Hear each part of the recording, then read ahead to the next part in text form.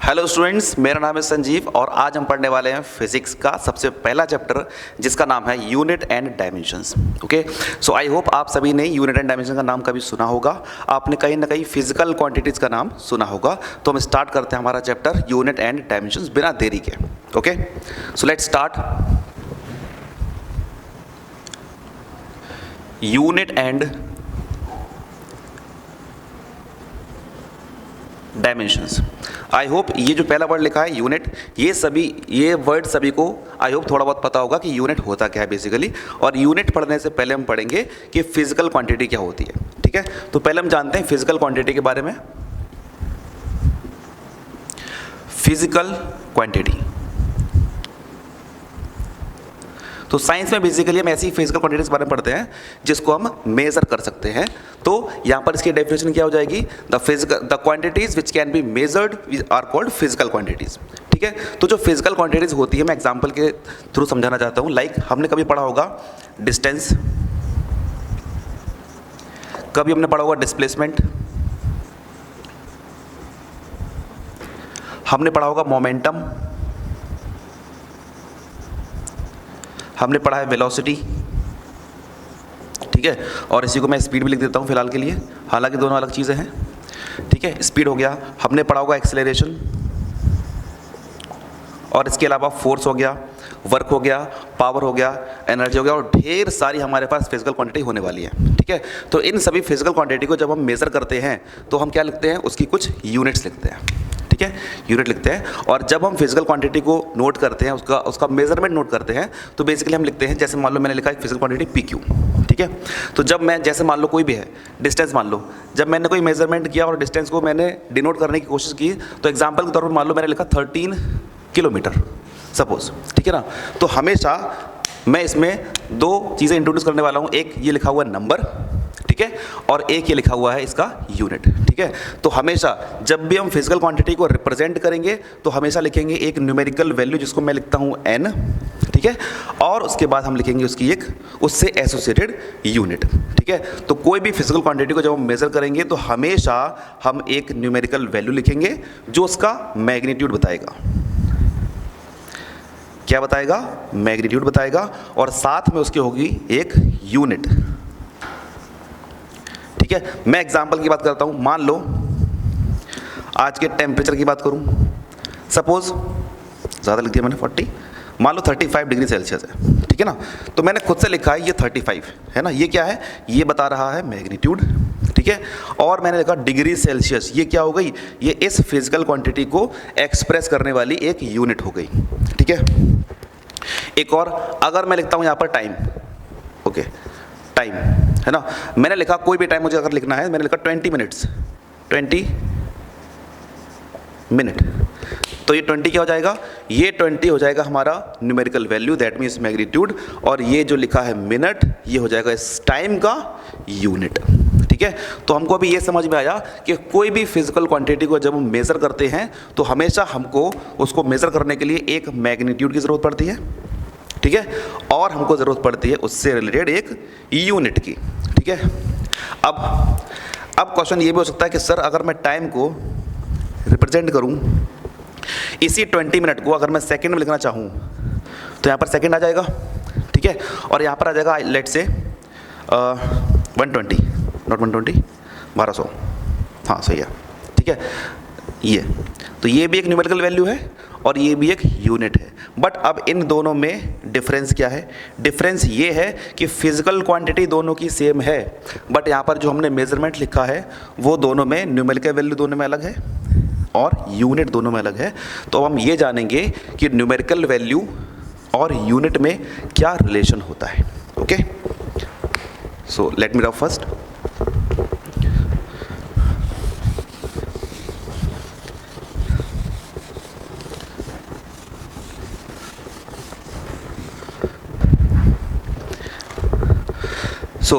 जैसा कि हमने देखा कि फिजिकल क्वांटिटी है, ठीक है, उसको हमने एक न्यूमेरिकल वैल्यू और एक यूनिट में रिप्रेजेंट किया।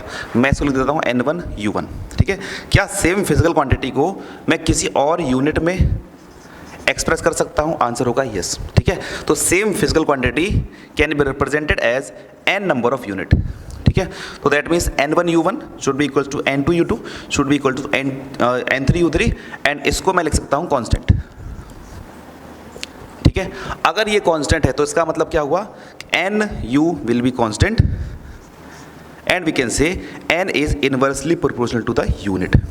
क्या मतलब है इसका, इसका मतलब ये है कि अगर मैं फिजिकल क्वांटिटी को दो अलग अलग यूनिट में रिप्रेजेंट करता हूँ, ठीक है, तो अगर एक की यूनिट या मैं कहूँ या एक का न्यूमेरिकल वैल्यू ज़्यादा है तो दूसरे का न्यूमेरिकल वैल्यू कम होगा। इसका मतलब जो यूनिट है, यूनिट भी हमारी चेंज हो जाएगी। अभी हमने एग्जांपल लिया था, हमने लिया था 20 मिनट वाला, अब मैं लेकर चलता हूँ 2 minutes. 2 minutes will be equal to 120 second, ठीक है। तो अब ये देखना ध्यान से, अगर ये हमारा N1 है इस तरह से, है ना, सेम फिजिकल क्वांटिटी, मैंने इसको मेज़र किया है टाइम को। अगर मैंने टाइम को मेज़र किया है तो यहाँ पर है N1, ये क्या है, numerical value of first measurement. Same measurement को मैंने दूसरी यूनिट में रिप्रेजेंट किया है तो ये क्या है हमारा N2। अब हम ये ऑब्जर्व करेंगे, N1 से अगर मैं N2 को कंपेयर करूँ तो N2 बड़ा है, ठीक है। अगर न्यूमेरिकल वैल्यू बढ़ रही है तो हम ये कह सकते हैं कि जो यूनिट होगी वो आगे जाकर कम हो रही होगी। दैट मीन्स अगर हम मिनट को और सेकंड को कंपेयर करेंगे तो इनमें से मिनट हमारी बिगर यूनिट है और सेकंड हमारी स्मॉलर यूनिट है, ओके। अब देखो ध्यान से, अगर हम यहाँ से यहाँ गए तो न्यूमेरिकल वैल्यू इंक्रीज कर गया, अगर न्यूमेरिकल वैल्यू इंक्रीज किया तो यूनिट घट गया, ठीक है। तो ये रिलेशन है N is inversely proportional to U, ठीक है। ये हो गई हमारी सबसे पहली बात कि फिजिकल क्वांटिटी और उसकी यूनिट्स। अब हम ये देखते हैं कि हमारे पास यूनिट्स कितनी तरह की हैं और उनके क्या क्या क्लासिफिकेशंस हैं।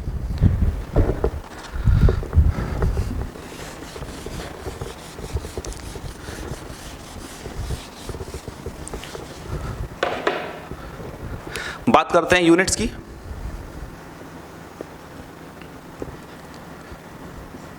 यूनिट्स, सो बेसिकली जो हम पढ़ने वाले हैं वो हम पढ़ने वाले हैं दो तरह की यूनिट्स, फंडामेंटल यूनिट्स और डिराइव्ड यूनिट्स, ठीक है।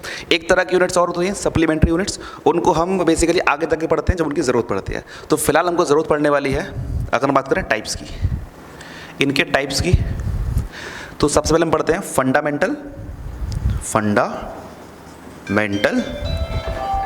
यूनिट्स, और दूसरी तरह की यूनिट हम पढ़ने वाले हैं डिराइव्ड यूनिट्स। दोनों ही टॉपिक हमारे लिए बहुत ही ज़्यादा इंपॉर्टेंट होने वाले हैं। अब रीज़न सुनो क्यों। जो फंडामेंटल यूनिट्स हैं वो हमारे पास फिक्स हैं। आई होप कुछ लोगों को पता होगा कि हमारे पास जो फंडामेंटल यूनिट्स हैं वो टोटल 7 होती हैं, 7 होती हैं। मैं लिख देता हूँ लाइन से, ठीक है।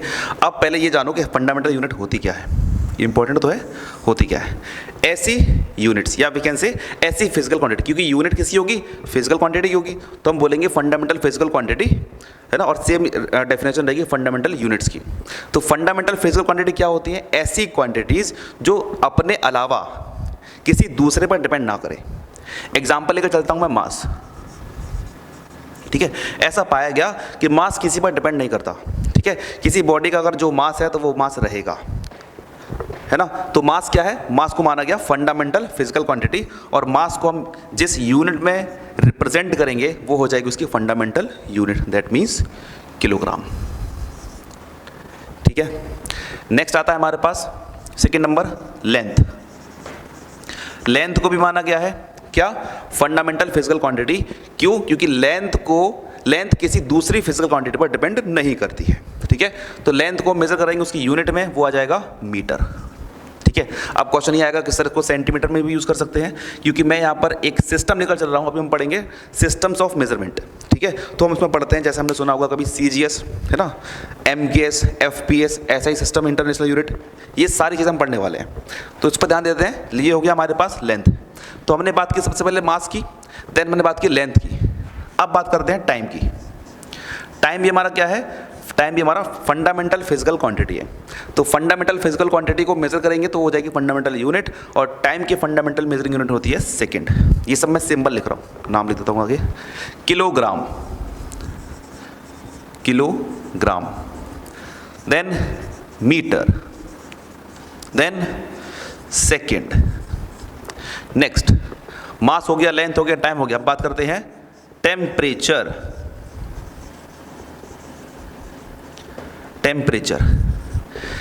टेम्परेचर को मेजर करते हैं डिग्री सेल्सियस, गलत आंसर है, आंसर है केल्विन। ठीक है, इसको यूज करते हैं केल्विन में। देन टेम्परेचर के बाद आगे बढ़ते हैं, हमारे पास आता है करंट, या लिख देता हूं मैं इलेक्ट्रिक करंट। Electric current. अब इलेक्ट्रिक करंट को मेजर करते हैं एम्पियर में। ये हो गया हमारे पास एम्पियर। तो हमारे पास अभी तक फिजिकल क्वांटिटी हुई, मैं नंबर लिख देता हूं 1 2 3 4 5 एंड नंबर 6।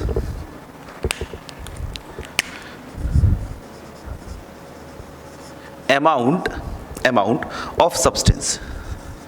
जब हम बात करते हैं अमाउंट ऑफ सब्सटेंस की, तो हम इसको मेजर करते हैं मोल्स में। बचपन में पढ़ा होगा क्लास 9th में, मोल्स। मोल का सिंबल होता है MOL और पूरी स्पेलिंग होती है MOLE, मोल। ठीक है, then last one, 7th number, बात करते हैं ल्यूमिनियस इंटेंसिटी की। ल्यूमिनियस इंटेंसिटी, ठीक है, इसको मेजर करते हैं कैंडेला में। सिंबल है CD और इसको लिखेंगे कैंडेला। ठीक है, तो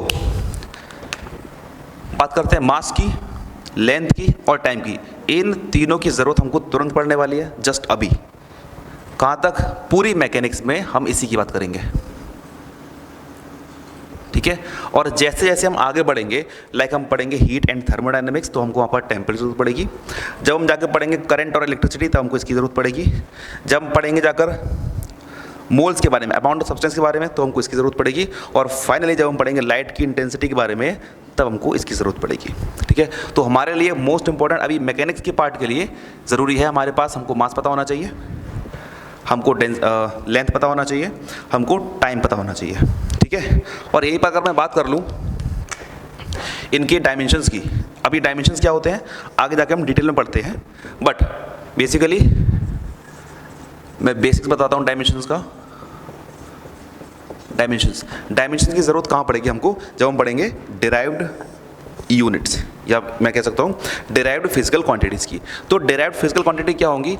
ऐसी क्वांटिटीज़ जो फंडामेंटल क्वांटिटीज़ पर डिपेंड होंगी, या फिर मैं ये कह सकता हूँ कि ऐसी क्वांटिटीज़ जो फंडामेंटल क्वांटिटीज़ से डिराइव की जाएंगी।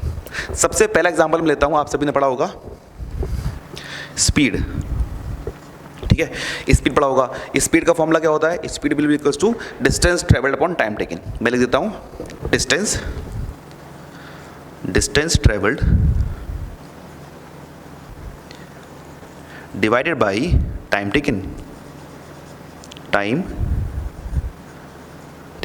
अब देखो ध्यान से, यहां पर स्पीड किस पर डिपेंड कर रही है? डिस्टेंस पर। और डिस्टेंस क्या है? डिस्टेंस एक तरीके की लेंथ है। ठीक है, और लेंथ क्या है? लेंथ हमारी फंडामेंटल फिजिकल क्वांटिटी है। दैट मीन्स ये जो स्पीड है ये लेंथ पर डिपेंड कर रही है। ठीक है, और किस पर डिपेंड कर रही है? और ये डिपेंड कर रही है टाइम पर, टाइम टेकन। और टाइम हमारे पास क्या है? टाइम हमारे पास वंस अगेन एक फंडामेंटल फिजिकल क्वांटिटी है। तो इसका मतलब क्या हुआ कि स्पीड को जब हम डिराइव करते हैं या स्पीड का जब हम फॉर्मूला लिखते हैं, तो उसमें हमको ज़रूरत पड़ती है दो फंडामेंटल फिजिकल क्वांटिटीज़ की, जिसका नाम है डिस्टेंस और टाइम की। ठीक है, तो अगर मैं इसकी बात करूँ यूनिट की, क्योंकि इन सब की यूनिट मैंने यहाँ लिख दी। अगर मैं बात करूँ स्पीड की यूनिट क्या हो जाएगी? Unit of distance, unit of length लिख देता हूँ मैं, divide by unit of time,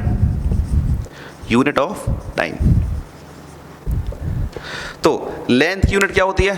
अगर मैं SI की बात करूं तो ये मीटर हो जाएगा, metre. Unit of time SI की बात करते हैं तो ये हो जाएगा सेकंड, तो ये हो जाएगा m डिवाइड बाई सेकंड। इसको रिप्रेजेंट करते हैं मीटर पर सेकंड या फिर मीटर सेकंड इनवर्स, इस तरह से। ठीक है, तो ये हो गई हमारी सबसे पहली डिराइव्ड फिजिकल क्वांटिटी, जिसको हमने नाम दिया है स्पीड। इसके अलावा क्या क्या पढ़ते हैं हम? मैंने यहाँ लिखा था, मैंने लिखा था लाइक मोमेंटम लिखा था, मैंने एक्सेलरेशन लिखा था, फोर्स पढ़ेंगे, वर्क पढ़ेंगे, एनर्जी पढ़ेंगे, पावर पढ़ेंगे, प्रेशर पढ़ेंगे, सब कुछ पढ़ेंगे। ये सारी इन 7 फिजिकल क्वांटिटीज़ के अलावा जितनी भी हम फिजिकल क्वांटिटीज़ पढ़ेंगे वो सारी क्या कहलाएंगी, वो सारी हमारी कहलाएंगी डिराइव्ड फिजिकल क्वांटिटीज़। ठीक है, तो यहाँ पर मैंने बात की थी डायमेंशंस की। अब देखो ध्यान से, डायमेंशन क्या होता है? डायमेंशन बेसिकली कुछ नहीं, बस ये जो फॉर्मूला लिखा है मैंने, लाइक मास लिखा, मास के लिए हमने किलोग्राम लिखा, ये मीटर लिखा लेंथ के लिए, ये सारी जो यूनिट लिखी है, ठीक है, इन सबको हमने क्या किया, एक फिक्स सिंबल दिया।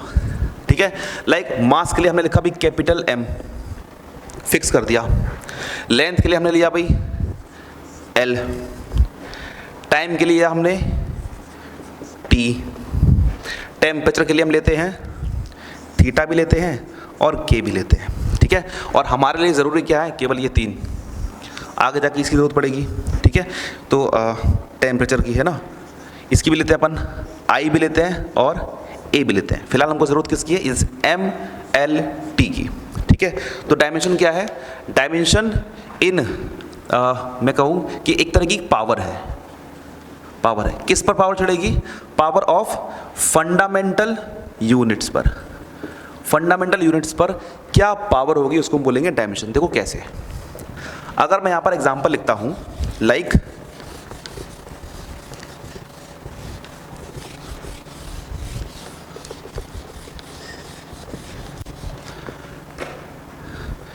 मैंने यहाँ पर एग्जांपल लिखा डेंसिटी।